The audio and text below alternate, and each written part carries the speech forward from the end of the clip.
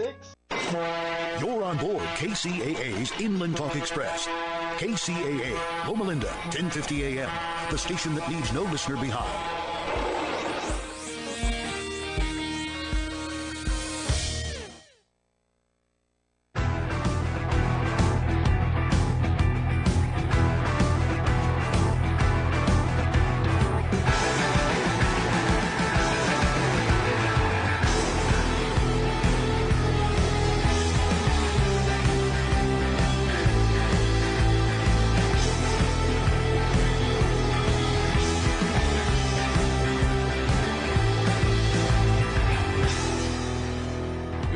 Ladies and gentlemen, welcome to another episode of The Real Men of Real Estate, hosted by me, Thomas F. Chappelle Jr. of the Black Inland Empire Real Estate Investment Club. Today we have a guest from up north in the Bay Area, California. His name is Ryan O'Connell, and he's here to talk about ADUs and the reason why ADUs are so effective here in California. So Ryan, I would like for you to go ahead and introduce yourself to the public and let them know who you are and where you're from. Oh, well, thank you for having me on. My name is Ryan, and I'm obsessed with accessory dwelling units and housing and all these kind of house hacks that are available to us now in California. And so I do a lot of content on like YouTube and TikTok to help homeowners kind of learn the ABCs of what they can do before they go out to find professionals like architects and builders to figure out how they can maximize the value of their property or create a little extra space for themselves or a family member, create some housing, all that kind of stuff. Okay, so what have you done before you got into the ADU game? That's it. Well, ADUs were my foot in the door for housing because I'm a wine guy. I live up in Napa, so North Bay area. And I moved to California in 2012 to start a company called Naked Wines. And I'm a wine guy originally. And so ADUs are something that caught my attention and kind of fascinated me because they are a cool way to create more housing in the Bay Area, which is something we desperately needed. As an employer, I was like, man, all of my team members are moving farther and farther away because they can't afford to live in Napa anymore. And the more I looked at it, the more I was like, we just need more housing. We need to figure out a solution here. And ADUs seemed like a perfect way into that world for me. Okay. So understanding now that you're the guru of ADUs and you done took over the YouTube scene and, like you said, the TikTok, how did you get into that? Yeah, so I like telling stories. That was my job at the wine business too. And so when I sat down to start doing accessory dwelling unit stuff, I started by talking to homeowners and seeing what needs existed, where there were gaps that I could help create value and help people learn. And the YouTube thing just came kind of naturally as we were. Well, it was March 2020, so we started shutting down. And I had all these Zoom recordings, and I thought, well, let me throw them on YouTube and kind of tell the story there of how I'm launching this business.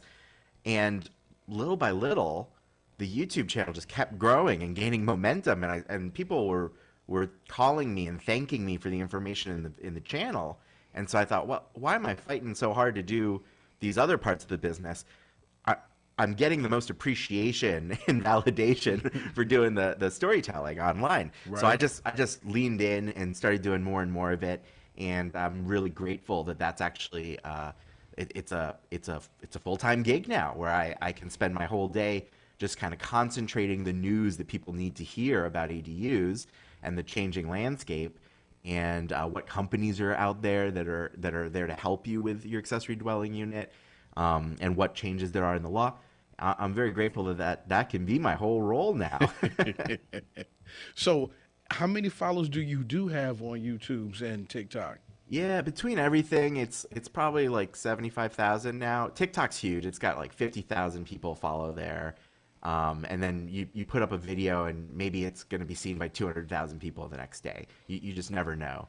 And people think it's all like kids on TikTok, and that's just not true. A lot of people are on that platform.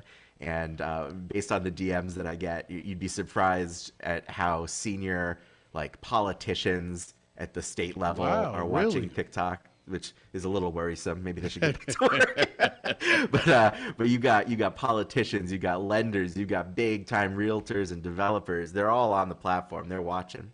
So like 50,000 on TikTok, and then like 6,000 on YouTube. There's a Facebook group if you're into Facebook groups.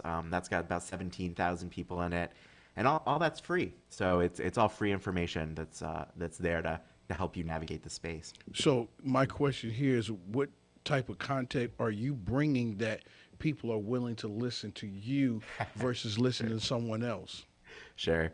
Well, it varies a lot, but like my whole thing is that because I'm not a housing expert, because I haven't been building for like decades, it's all new to me. And so I talk kind of like a normal person about a lot of this stuff. Okay. And it helps really break it down and simplify what can otherwise be really complicated issues. This past week, we've been doing a lot of news about a $40,000 grant that the state made available, and some of the big breakthroughs that have happened just in the past month to make that easier to get that money. And you talk about $40,000 of free money from the state, and you get a lot of people's attention. If you know what I mean. True. So let's talk about that. Yeah, sure. You're saying that the state is giving out 40,000. I mean, I know quite naturally a lot of people are going to be wondering, how do they go by getting it? What does it consist of, and things of that nature. So let's go into that. Yeah, sure. So it's the state put up a total of $100 million for ADU grants, and that money's supposed to go through Cal HFA, which is the same organization that does a lot of the first-time homebuyer loans that people are more familiar with. And that just seemed like the fastest way to deploy the cash, right? Sometimes they just say, hey, here's the money, you figure it out, Cal HFA. And that happened last September. And in the first sort of 10 months of the program, very few grants actually got distributed because there were a lot of obstacles, and they were trying to figure out all the details. But every couple months, there'd be a new round of changes and a new round of updates about how you could actually access the grant. They increased the grant value from $25,000 to $40,000. They removed some of the income eligibility requirements to be more reflective of today's economic reality.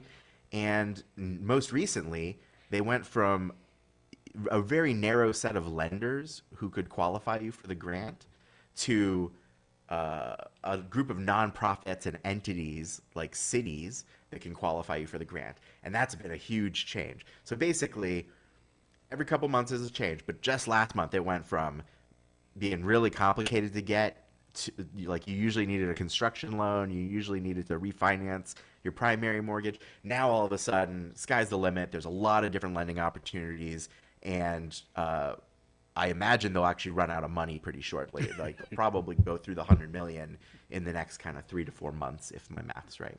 Okay, so here's a question I want to ask. For those who do not understand, or not saying they've lived up on the rock and didn't know what an ADU is, what is an ADU? Explain that, please.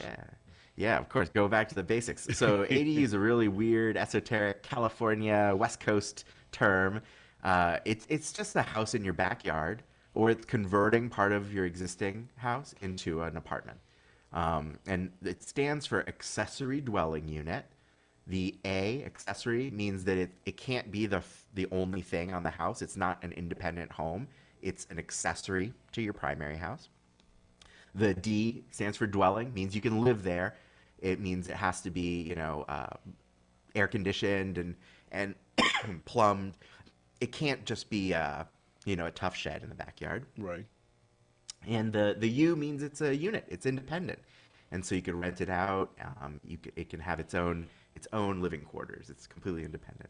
Okay, so with that in mind, would it benefit a lot of people to have one of these? Because some people might not want to have a stranger in their backyard. So what would convince them to want to put an ADU in their backyard? Yeah, that's absolutely true. The first thing I'd say is 80% of the people I'm working with and who watch the channel are building it for themselves or a family member or somebody they know. So that's a big use case. The other thing is there's no owner occupancy requirement at the moment. That part of the law sunsets in a few years. So you've got a unique window of opportunity right now where even if it's an investment property, you could just build a second unit in the backyard. So it's not necessarily your backyard. Okay. And the third is what you're actually asking me about. Is it ever worth putting a stranger in your backyard? I think it really depends on the property and the context and your lifestyle. So I talk to a lot of people who live in urban areas. You know, if you're living in Oakland or Berkeley, you're kind of already used to having neighbors right up against your property line. So having one extra unit in the backyard, if it's got its own entrance, it's not the end of the world. In your head, the rental income might justify that. Yeah. Good. Alternatively, if you've got a big rural lot, then maybe, or a corner lot, you could create a lot of independence there, and you may never feel like you've got somebody in your backyard. Having said that, there's a lot of houses that I look at, and I listen to the person talk to me about what they're trying to accomplish, and I say, are you really ready to have a complete stranger, a tenant who you have this landlord-tenant relationship with, living in your backyard? Because it can be, you know, a lot of energy. It can be very consuming. Well, that's true though. I mean, because you got people right now that just like, say, for you just moved into a neighborhood and you have a neighbor on your left, you have a neighbor on your right, you really don't know them, you have a neighbor across the street, you know, and now that you have an opportunity to be able to make some money and add it to your mortgage where you don't have to come out of the pocket, it makes a lot of sense and what have you. So if I'm not mistaken, I do think there's 3 states that are doing ADUs at this moment. You know, do you know the 3 states? Yeah, sure. So Oregon and Washington have made big strides in starting usually with their metros. And so like Portland and Seattle made big leaps and bounds. And then Oregon is actually pretty much statewide with a lot of the laws now. California has been statewide the whole time, and it's a large state. So that's most of my focus. And already you're seeing the White House is picking up a lot of talking points around accessory dwelling units and zoning reform. Okay. And you're getting other major metro areas adopting ADU policies. So you might, I wouldn't be surprised if you start seeing more and more citywide ordinances in places like Austin, Texas, in places like Minnesota, in a couple cities in Florida are starting to adopt policies. And that's exciting because basically you get most of the juice just out of the major metro areas. It's lovely when it's statewide because it streamlines things and it makes it easier to educate and inform. But most of the housing gets created in those urban environments anyway because there's less sprawl. I think it would be very beneficial for most homeowners to be able to rent these units out to like college students, you know, things like that. It's great for seasonal rentals. I like I said, I live up in wine country, right? Right. And we have a very seasonal kind of economic environment where you're not supposed to use ADUs as short-term rentals in California. It's part of the state rules, so it has to be 30 days or more. Right. But you get a lot of seasonal labor, people who come up to work hospitality, people who come up to work ag, and then you've got visitors who are long-term visitors, like, you know, whether they're here for the season because it's a nice winter in California or something like that. There's a lot of opportunity, absolutely. And then in other cities with big UCs or anything like that, absolutely, student housing is a huge opportunity. Yes, I see that, and come to understand that there's different people are starting to build here in California, build communities outside of putting it into your backyard and things of that nature, to where it benefits students all over the world, you know. And I'm liking what's going on. I really do liking what's going on, but we're going to take a commercial break, and when we get back with our guests, we're going to get into the SB 9 and SB 10. So, ladies and gentlemen, thank you for listening to The Real Men of Real Estate, hosted by myself. We'll be right back after this commercial break.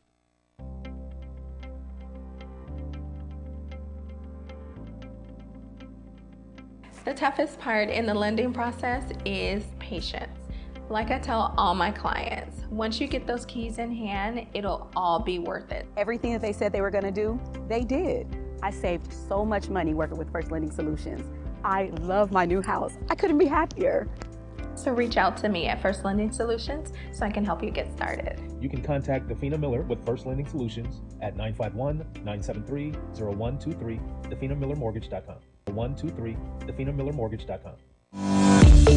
Choose power today and help us create a cleaner planet. Over the past years, utility prices have rapidly increased. Power provides home energy solutions that would save money. Power is the world's first virtual solar company that aims to adopt sustainable energy worldwide. Our company delivers low-cost, clean, and reliable energy solutions. The solar investment allows you to become eligible for an income tax credit. The solar investment is a great way to provide long-term value. Power is the first solar company that reduces carbon footprint for a cleaner environment. Power is experienced and one of the fastest growing solar companies in the United States, which provide the best solutions according to your needs.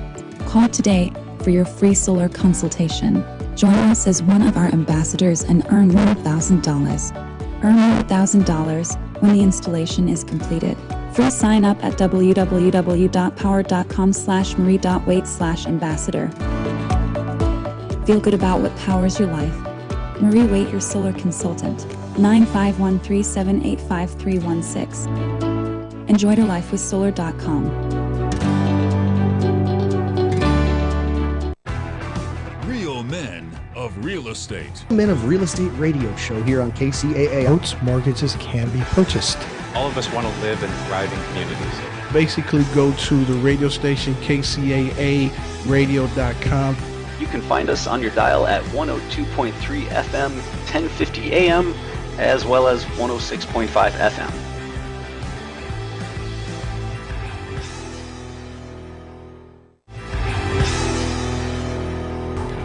Welcome back to the Real Men of Real Estate, hosted by myself, Thomas F. Chappelle Jr. of the Black Inland Empire Real Estate Investment Club. Now, before the break, we was getting ready to get into, with our guest, Ryan, SB 9 and SB 10. So if you can go over that for the people, I really appreciate it.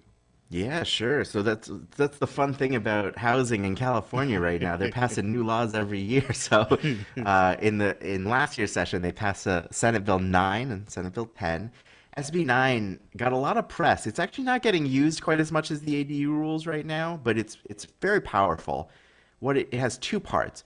The first part lets you take a residential lot and split it into two lots, even if the underlying zoning code normally wouldn't let you do that. And so that's really interesting, right? You could make two lots anywhere where you've currently got one. If it's qualifying. Then the second part of SB 9 lets you take any lot that's zoned single-family residential where you could normally only build one house, and you can use SB 9 to build a second house on that lot. Okay. And if you want to combine those two parts, there are lots where you might be able to split and then build two houses on each, potentially build in four houses, although that's pretty rare, right, in the greater scheme of things. But that's how SB 9 works. Does that make sense? Yeah, it makes sense. Cool. And obviously a lot of excitement around the opportunity to buy one house and maybe develop 3 additional houses. Real estate investors are very intrigued by that possibility. And then SB 10 is a little bit weird. It got lumped in a lot of the conversation, but it's a very different bill. What it does is it makes it easier for cities to upzone lots that are near mass transit centers. So if you have a city that wants to upzone, this makes it easier. They don't have to do quite as much environmental review and things like that. So those are kind of the two big pieces. Does that kind of cover it? Yes. Basically, I wanted to have you to elaborate. So, like, sure. Let's say, for instance, somebody said, "Okay, I would be interested in doing this, but I'm not sure that the city or the county that I live in would allow me to or give me all kind of red tape on doing something like this." So how can you explain it to the guests that can make it easier for them to say, you know what, I wouldn't mind doing something like this? Yeah. And then there's, I think SB 9 is still in a very nascent stage, right? It's the early days, and it's actually pretty hard to know if your city or your county is going to be friendly toward it or not. best thing to do is to call the planning department and just kind of get a feel for that. Have the conversation with them. ADUs, on the other hand, have been around for longer, so any city that wanted to oppose them has already done that opposition, and then the state came back in and put in even more rules to make it easier and more streamlined. So that's a very well-trod path. For SB 9, it's still a little complicated. I've got a naughty list on my website and on the Facebook group of cities that are particularly bad about it. And that could be either bad faith, like they're trying to oppose the use of SB 9, or it can be good faith and they just are implementing old processes that are very cumbersome, very expensive. And so actually unincorporated Los Angeles County is a bit of a slow process and a bit of a very expensive process as an example for down there. But the best way to figure it out is actually just to have a conversation with your local planning department and say, hey, if I wanted to split this lot using SB 9 or using the underlying zoning code, what are my options? And you kind of get the vibe real fast. Most of these places, if they don't want you doing it, they let you know. So here's a question. Now, I understand with the way it's set up to where you can have an ADU, junior ADU, and you can also turn your garage in, or you can build on top of that. Could you elaborate on those things for me, please? Yeah, sure. And so there's certain rules are set by the state and they're the same across the board, but then the cities can give you even more privileges, or they can restrict some of those privileges. But those restrictions can't go beyond a certain point. And so what that means is it's going to be kind of complicated based on what city you're in and what the individual characteristics of your lot are. But there's one thing that you could do everywhere, basically. Now, your lot might have some constraints, but in general, there's a statewide rule that if you want to build under 800 square feet, under 16 feet in height, and you respect a 4-foot side and rear yard setback, you can build an ADU. There's a large number of ways that cities can try to restrict your construction, like floor area ratios or larger setback requirements. And basically, all of those are unenforceable if you're building under 800 feet, under 16 feet tall, respecting a 4-foot side and rear yard setback. Now, having said that, there are a lot of cities where you can do an above the garage unit. And even though that's technically higher than 16 feet, because the city wants to see more units above the garage, they create a rule that allows for that. There are a lot of protections for converting part of your house, like a detached garage, an attached garage. If you have a big rural lot with a big old barn, that whole barn, even though it might be 3,000 square feet, you could convert the whole thing into one ADU. And as long as you're not expanding the footprint, it's okay. Even if it's a tear down and replace, it's still protected. So there's lots of cool little protections like that. Does that make sense? Makes sense, yes. So explain what the difference between a junior versus just a regular. Sure. Yeah. So there's a very specific thing in California where if you're converting a part of your main house, it's attached to the main house, okay, and it's less than 500 square feet, then you can call it a junior ADU permit instead of a conventional ADU. Okay. And that junior ADU permit has fewer requirements in some ways. It has a bunch more superpowers. For one, you don't need quite as much like utility separation. For another, you can share some of the facilities with the main house. So you don't necessarily need to do an independent bathroom, for example. You can avoid a lot of the fees that are sometimes attached to accessory dwelling unit development with the JADU. And there's a lot of different nuances like that.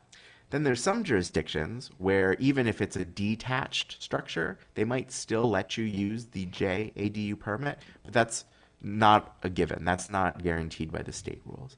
So it's just kind of this extra thing. The other really cool thing about them is you can do a junior ADU and a detached accessory dwelling unit.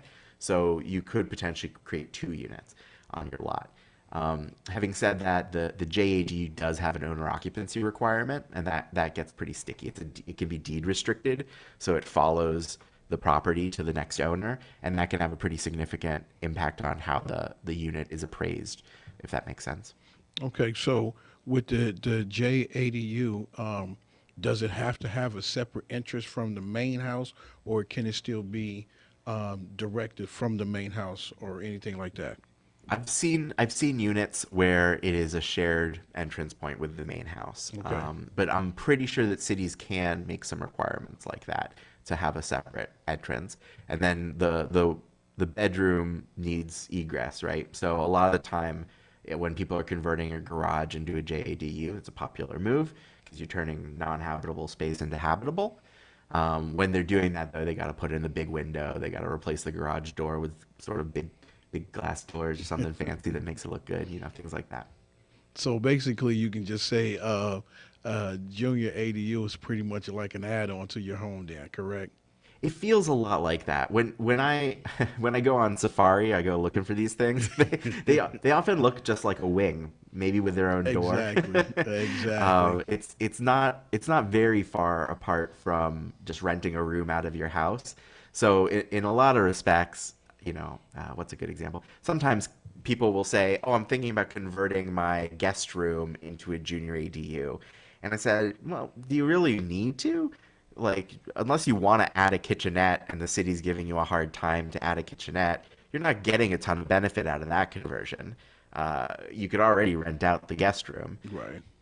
On the other hand, if they've got a garage and they're turning it into a guest room, or if they've got like an exercise room that they're turning into an extra room on the listing, like that's really interesting, right? So it just depends a little bit on the case.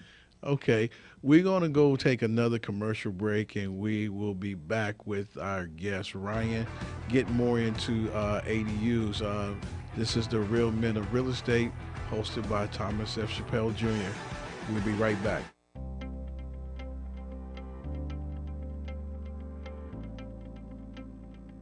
The toughest part in the lending process is patience. Like I tell all my clients, once you get those keys in hand, it'll all be worth it. Everything that they said they were going to do, they did. I saved so much money working with First Lending Solutions. I love my new house. I couldn't be happier. So reach out to me at First Lending Solutions so I can help you get started. You can contact Dafina Miller with First Lending Solutions at 951-973-0123, DafinaMillerMortgage.com. 123-DafinaMillerMortgage.com. Choose power today and help us create a cleaner planet.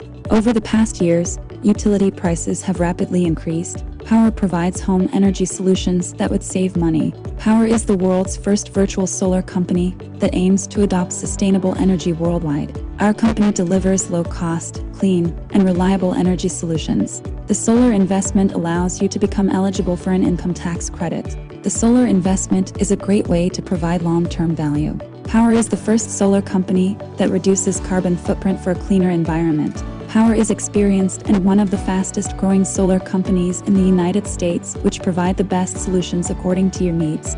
Call today for your free solar consultation. Join us as one of our ambassadors and earn $1,000. Earn $1,000 when the installation is completed. Free sign up at www.power.com/marie.waite/ambassador. Feel good about what powers your life. Marie Waite, your solar consultant. 951-378-5316. Enjoy your life with solar.com.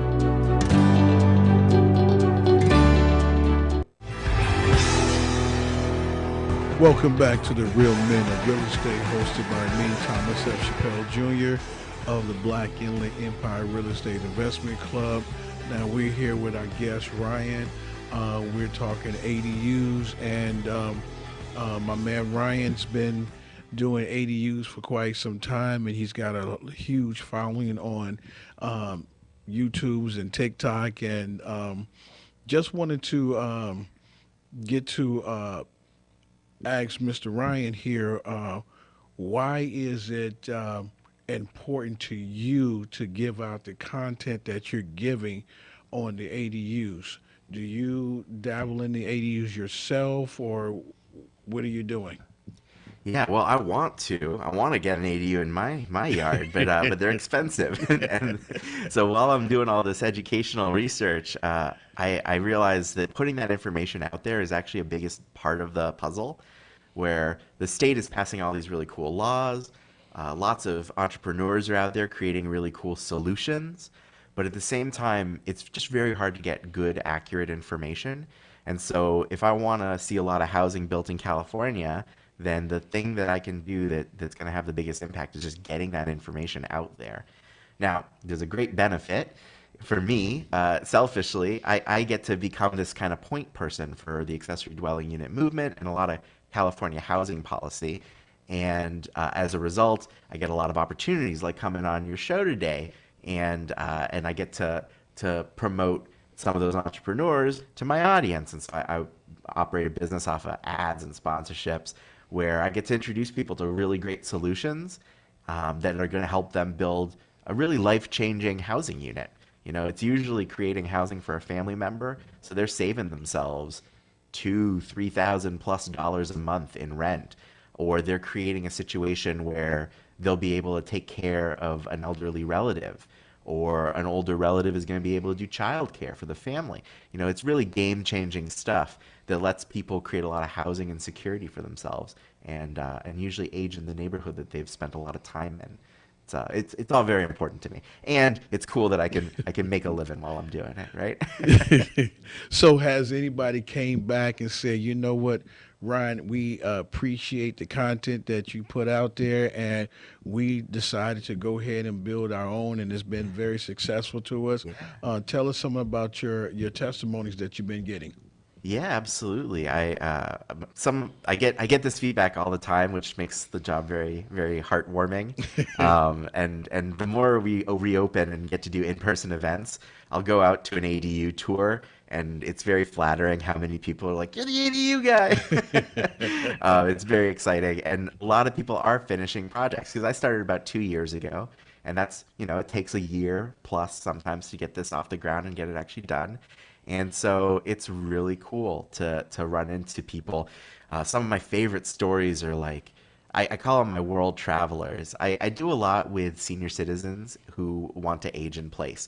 But you use a phrase like senior citizen and age in place, and everybody thinks of like institutional kind of aging. And that's why I call them my world travelers. A lot of the time, these people are like the coolest clients because they realize they've got this big old house that's worth a lot and they don't need it anymore. They want to build a tiny place in the back where they put their stuff, and then they spend like 6 to 9 months out of the year traveling the world, and they are funding that with the rent from the big house. Right. And in the meantime, they just have a little landing pad in the backyard where they keep their stuff. They keep their winter clothes in the summer. Like they are living life. So I love a story like that. You also meet a lot of people who are young professionals that bought their house maybe 3-4 years ago, and now they're adding a kid to the family, or maybe their second kid, and now they're working from home, and all of a sudden the house is getting pretty tight, but they can't afford anything else in California. Right, exactly. Right? It's just a crazy time to get into a different sized house for them. And so the ADU is kind of a lifesaver, a marriage saver. It's everything because they just need space. Like they did not anticipate full-time work from home with a kid or two in the same space, right? So I get a lot of stories like that, and it always warms the heart to see a family get to live where they want to live, not get chased out of a neighborhood by rising costs, and being able to rise to meet the moment by creating some housing for themselves. Oh, that's great. I'm glad to hear that. Now, I'm going to ask you to elaborate on the difference between a tiny home and an ADU. Is there any difference? Yeah, there's a lot of differences. It's a great question. So accessory dwelling unit is a really specific permit term, and it varies by state, it varies by city. And so broadly, in California, accessory dwelling units are generally permanent fixed housing.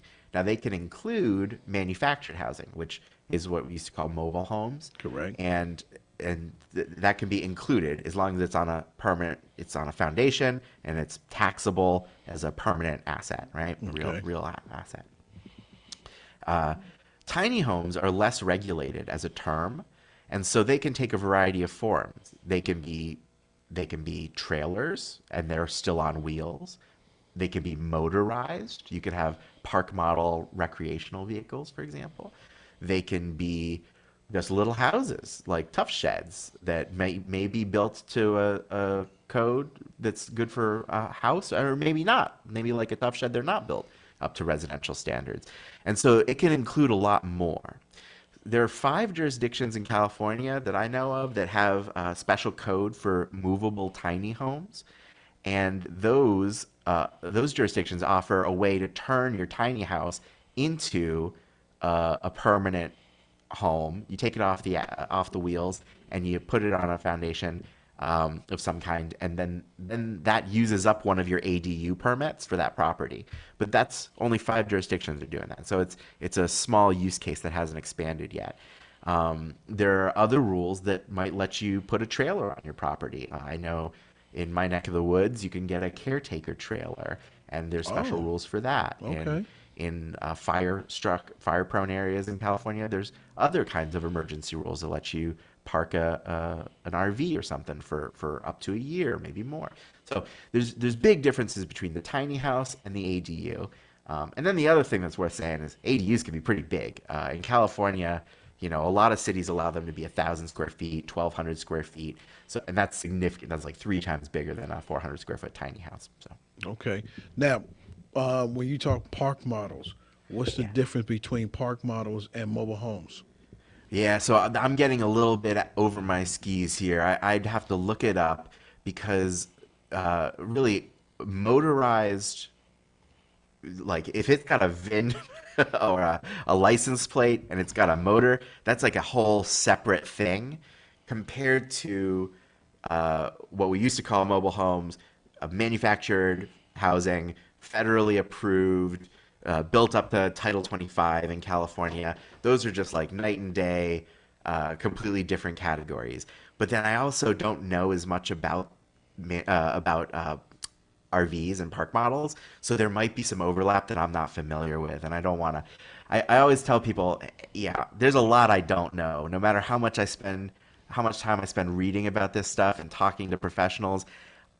What I can promise is I'm gonna find out for my clients. I'm always gonna look it up and learn what I need to know, but I cannot promise to know everything. Right? Exactly. You should be suspicious if anybody says they know everything. Exactly. So, how much time do you put in for researching? Oh, a lot. It's my full-time job these days, right? And so you take information like, well, what we just talked about with the difference between tiny homes and ADUs. I got a unique opportunity to pop on a panel with 2 people from the HCD, the Housing and Community Development Agency in California. They're kind of like California's version of HUD. Okay. And they were experts in this subject, so I got to spend an hour kind of asking them questions. I put that on the YouTube channel so that you can see the full interview. But also, it kind of lets me build my knowledge base and then go write an article, and I can always contact them and follow up and say, hey, I had this really specific question about park models. Can you kind of dive into it for me? And kind of building up that network so I can always go back to the source and get the official government line. Yeah, it's a full-time gig. Well, that's good. I mean, it's glad that we have somebody like you that can give out the content, because a lot of people, they don't research. A lot of people are not sure how it's going to benefit them, if it's going to benefit them, or, is it even worth even looking at getting into? So when you have people like yourself putting the content out, that makes people want to say, okay, maybe I need to look into this a little bit further, or, what, it's just not for me. Now, one question here. If you go ahead and put an ADU in your backyard and you decide, okay, some years down the road, life happens. You get transferred to another state, or you want to move closer to the grandkids. With those units, can are you able to take them with you, or they have to stay with the actual property? Yeah. So for the most part, they will stay on the property. Okay. Having said that, the fewer people use the manufactured housing solution at the moment. Most people are doing site built, custom stick construction, Right. or modular, but doing it the same way. Having said that, if you use a manufactured house, like I would be very happy to help somebody move that with them at the end. There would be a whole process for it, but it should be possible. When they say in the code that an ADU is permanent, it doesn't mean permanent like for forever and ever. It means permanent in the sense that like you could tax it like a permanent structure. And so there are still ways to take a unit with you. I haven't done one like that yet, though. So I'd be really eager to actually help somebody through a project and get some real world experience to back up kind of my book knowledge about that, if that makes sense. Okay. Well, we're going to end up taking our last break here, and we're going to come back with Ryan, our guest, talking about ADUs. Thank you for listening to the Real Men of Real Estate. Catch you in a few seconds. Thank you.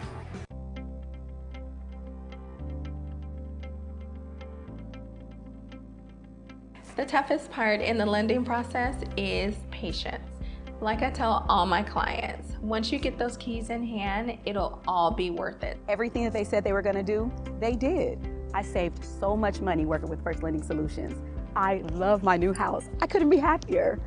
So reach out to me at First Lending Solutions so I can help you get started. You can contact Dafina Miller with First Lending Solutions at 951-973-0123, DafinaMillerMortgage.com. 123, FireUp Connect is the most innovative business networking group, supporting and collaborating with a dozen of small businesses that are interested in building and establishing strong business connections, hosting educational live seminars while carrying out business and community-driven projects, as well as marketing programs as a part of its membership program. FireUp Connect also offers virtual assistance with a wide range of services including inbound customer support, chat support, appointment setting and email management, graphic designing, video editing, web design and development, social media marketing, e-commerce solution, content writing and much more. For more information, head on over to www.fireupconnect.com. FireUp Connect, helping success stories unfold every day.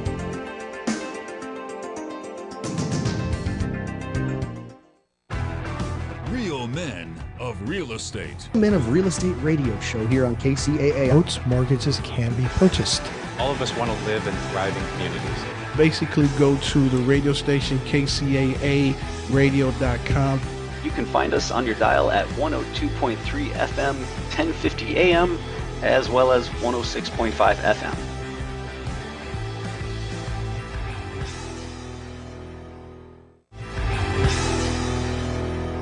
Welcome back to the Real Men of Real Estate, hosted by myself, Thomas F. Chappelle Jr.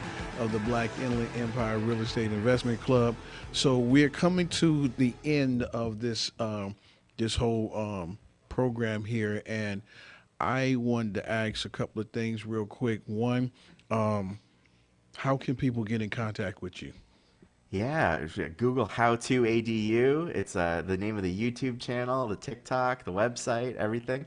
And you can book a call with me. I do free calls every Friday if you just have short questions. Those get booked out in advance, quite a ways. And then I do paid consults. If you ever want me to spend an hour diving into their project with you, you could do that. But most of my knowledge is available for free online. So watch those YouTube videos. If you're on TikTok or in Facebook, find it there. How To ADU. Okay, so how many live events do you attend? You know, I don't have enough time to do as many as I'd like. I'm probably gonna do 4 this year, like a quarterly kind of setup, where I'm part of the event. Yeah. Okay. Well, I do understand that you are going to be a part of an event in November in Riverside, California, speaking about ADUs and things of that nature. So would people be interested that follow you to come to the event just to hear you speak live? Absolutely. Nothing beats in person, right? Like, yeah, if you're in Riverside or in the area, that's going to be a great opportunity because we'll have a lot of people really applying themselves. As soon as you meet in person, like you bust out the pencils, you talk about real properties, you can dive into the details and kind of you learn a lot very quickly. So I always love an in-person event. I would strongly encourage anybody, if you didn't mind listening to me on this show for an extended period of time, you're gonna love seeing an in person. And plus, I bring wine in person, right? That's Oh, more okay. fun. Well, I don't drink, but I mean, quite sure those who do. So that might That's be it. That's interesting. I it. mean, is it your own brand or is it just what? Yeah, yeah. So I helped start a company called Naked Wines back in the day. I might have some of my parents' wine too. They make wine over in France, but what I'll definitely have is some of the Naked Fare, the wines that I helped make at that company. Okay, so get some wine, some cheese, and some crackers, and call it a That's DAY. it. That's it. I'm much more fun if you're drinking. Well, I'll take some cranberry because that's what I'll do. I'll bring some cranberry too. That's fine. That's good. That's good. So, do you know or are you aware of any type of communities that are being built outside of the backyard? Yeah, I love all these more innovative housing projects because that's part of the bigger part of the solution. Like ADUs are one arrow in our quiver, but there's a cool project in Oakland, so kind of my backyard, where they're doing these tiny house villages. So in that one, the kitchen and bathroom is kind of a big shared facility in the center, kind of like a college dorm. But then everybody's got their bedroom in an individual tiny house on the perimeter. So you have the cheap part to build, bedrooms. You have a lot of privacy, and then you have the more expensive part, kitchen and bathroom. That's a big shared facility, and so it lets you save a lot of money while creating housing, which is great for people who are just coming out of college or who are the one in Oakland that I'm thinking about is actually for kids leaving the foster care system. It creates a kind of 2-year buffer where they can integrate and figure out their housing situation without immediately getting dumped into one of the most expensive housing markets in the state and in the country. So really cool projects like that that are fundamentally changing the way we think about how we build housing and what it costs to give housing to people. If that makes sense. Makes sense. Question. How do you feel about a lot of RV parks that are out there now? I'm seeing a lot of them coming up, and I mean, they're making these communities wonderful. Absolutely. You know, that people want to sit there, and for a lot of retirees that just want to travel the world in their RV. Yeah, absolutely. There's, we have a funny situation in the U.S. where basically we got one idea of what good housing looked like in the 1950s, and I put that in like big air quotes, right? Like it's a very old-fashioned idea of what a house can do for a family, and unfortunately that's dominated what we've built and what we've created for ourselves and our idea of what a good luxurious life looks like. What we're seeing now is more and more cool ideas that actually serve people and give them what they want. And that can be amazing amenities, shared amenities. It could be a great walkable community so that you don't need a car for everyday errands. It can be RV parks. It can be tiny home villages. It can be just a huge number of alternatives that are surging up, and I love them. I think that's the future that I hope to usher in for California and for the rest of the country because it's gonna do more work for people. It's gonna create more safety. It's gonna create more fun, and I just love it. Yeah. One more thing. What do you think about mixed uses that are going on, where people are doing retail at the bottom and residential on top? I am super excited about mixed use. There are 2 bills in the state right now, and shockingly, it looks like they'll both go through, and they will create the opportunity to do by right permits on housing in commercial zones that meet certain standards. And man, that is as big a game changer as accessory dwelling units was. We're going to see, if these laws go into effect, we're going to see thousands of units in very good positions in nice mixed use spaces where you've got the bodega on the first floor, you've got housing on the second floor. You have a little office park on the first floor, you have housing above it. And that's going to create vibrant, walkable communities. It's going to be good for the environment. It's going to be good for the residents. It's going to stop displacement, and it's just going to be great. I have a lot of hope for that future. Absolutely. Love mixed use. That's good. That's good. So basically, in a nutshell, is that not to be insensitive, but COVID has revolutionized the housing industry because we have a very, very bad housing problem here in this country, and it shouldn't have to be that way. I understand that government is doing what they can, but it's really up to us as a people to come together and help solve this homeless crisis. And that's one of the things that I do with my real estate club that I have, and also with the show, is that instead of investors buying a house here and a house there, why not we just buy up a community? Let's buy a town, and that way we can be able to set affordable housing for those who can afford them, as well as for the homeless. I mean, because you have a very, very bad crisis that are going on, and now you don't have a lot of people working because they're getting tired. You know what I'm saying? I mean, COVID had just revolutionized this country to where everybody's looking to make big changes in this world, you know? So I'm loving what you're doing. I'm really loving what you're doing. Back at you, Thomas. I'm loving it. So once again, let people know how they can get in contact with you. Yeah, you just Google How to ADU, and you'll find me on YouTube, TikTok, Facebook, and my website. You can book a call if you want to talk to me in person. I'd love to help you, but use those free resources as much as you can. Share them with your friends and family who are thinking about developing an ADU, and just see if it's a good solution for you, you know?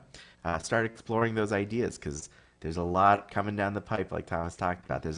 We need big solutions, so you might be part of it. All right. And to get in contact with me, you can go to all of my social media pages under my name, Thomas F. Chappelle Jr., or BIEREIC. I have a website, BIEREIC.com. I have my meetings, which is open to everybody. I'm virtual right now, but for everybody on the East Coast, it starts at 6 p.m. Everybody on the West Coast, it starts at 6 p.m., 9 p.m. on the East Coast every third Wednesday of the month. You can come and check us out. I'll go live next year. The radio show is every last Sunday of the month. For East Coasters, it starts at 4 p. West Coasters, it starts at 1 p. You can contact me by calling me at 404-844-1828. Ryan, I really appreciate you giving us the time to get to know who you are and get to be able to contact and all the content that you're doing. Please don't stop. Keep it going. Well, I want to thank everybody for listening to the Real Men of Real Estate, hosted by me. You guys have a wonderful time and a wonderful week, and we'll see you next month. Thank you.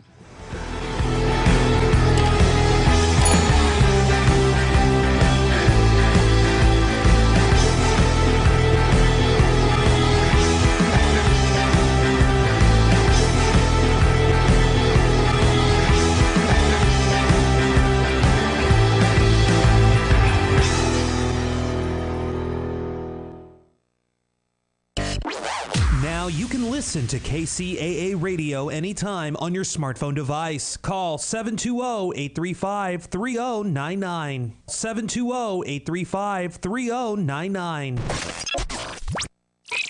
And now, the voices of KCAA with an exciting announcement. Want to hear NBC News or KCAA anywhere you go? Well, now there's an app for that. KCAA is celebrating 25 years